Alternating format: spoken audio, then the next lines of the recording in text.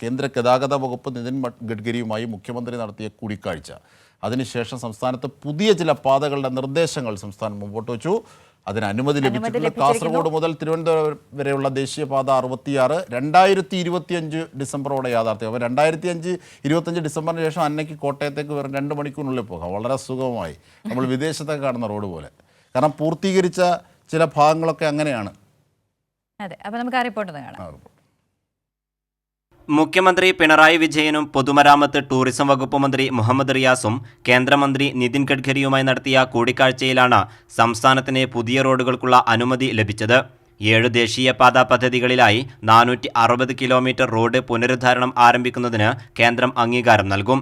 പുതിയ 17 ദേശീയപാതയുടെ വികസനത്തിനും കേന്ദ്ര അനുമതി ലഭിച്ചേക്കും. കോഴിക്കോട് മലാപ്പറമ്പ് മുതൽ പുതുപ്പാടി വരെയുള്ള ദേശീയപാത 66 നാലുവരിയാക്കാനുള്ള നടപടികൾ ഉടൻ ആരംഭിക്കും. 7 പദ്ധതികൾ അലൈൻമെൻറ്റ് പുതുക്കി 7 കൊല്ലത്തിൻ്റെ പ്രശ്നങ്ങളുണ്ട്, അത് ചർച്ച ചെയ്ത് പരിഹരിച്ചിട്ടുണ്ട്. അലൈൻമെൻറ്റ് പുതുക്കി ചെയ്യാവുന്ന കാര്യങ്ങൾക്ക് അംഗീകാരം നൽകാമെന്നുള്ളത് പൊതുവേ പറഞ്ഞിട്ടുണ്ട്. അത് വളരെ കേരളത്തിന്, നമ്മുടെ സംസ്ഥാനത്തിന് ഗുണകരമാകുന്ന ഒരു നില ഈ റോഡുകൾ നവീകരിക്കപ്പെടുന്നതോടുകൂടി വരും. ഇൻ പ്രിൻസിപ്പളായി 17 റോഡുകൾ, ഞാൻ നേരത്തെ പറഞ്ഞ ദീർഘവീക്ഷണത്തോടു കൂടി ഉള്ള ഒരു 17 റോഡുകൾ കൂടി മുന്നോട്ട് വെച്ചിട്ടുണ്ട്. അതിനും ഏറെക്കുറെ അംഗീകാരം ലഭിക്കുന്ന സ്ഥിതിയാണ് ഉണ്ടായിട്ടുള്ളത്. സീപോർട്ട്, എയർപോർട്ട് കണക്ടിവിറ്റി റോഡുകൾക്കും സംസ്ഥാനം പ്രാധാന്യം നൽകും. കോഴിക്കോട് വിമാനത്താവളവുമായി ബന്ധിപ്പിക്കുന്ന 9.5 കിലോമീറ്റർ എലിവേറ്റഡ് ഹൈവേക്ക് അംഗീകാരം നൽകിയിട്ടുണ്ട്. കണ്ണൂർ വിമാനത്താവളവുമായി ബന്ധിപ്പിക്കുന്ന പുതിയ റോഡും നിർമ്മിക്കും. നമ്മൾ പോർട്ട് കണക്ടിവിറ്റി റോഡുകൾക്ക് പ്രാധാന്യം കൊടുക്കുന്നുണ്ട്.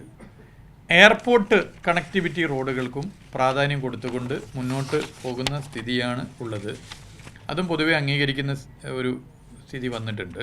2 എയർപോർട്ടുകളിലേക്കുള്ള കണക്ടിവിറ്റി റോഡ്, ആ കണക്ടിവിറ്റി റോഡ് രണ്ടും ഏറെക്കുറെ അദ്ദേഹം തത്വത്തിൽ അംഗീകരിച്ചു. കോഴിക്കോട് തിക്കോടിയിൽ അടിപ്പാത നിർമ്മാണത്തിനുള്ള നിർദ്ദേശവും കേന്ദ്രമന്ത്രി അംഗീകരിച്ചു.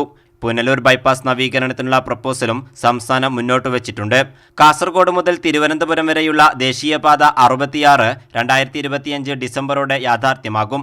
അതേസമയം റെയിൽവേക്ക് സംസ്ഥാനത്തോട് കടുത്ത അവഗണനയാണെന്നും മന്ത്രി മുഹമ്മദ് റിയാസ് കൂട്ടിച്ചേർത്തു. കൈരളി ന്യൂസ്, ദില്ലി.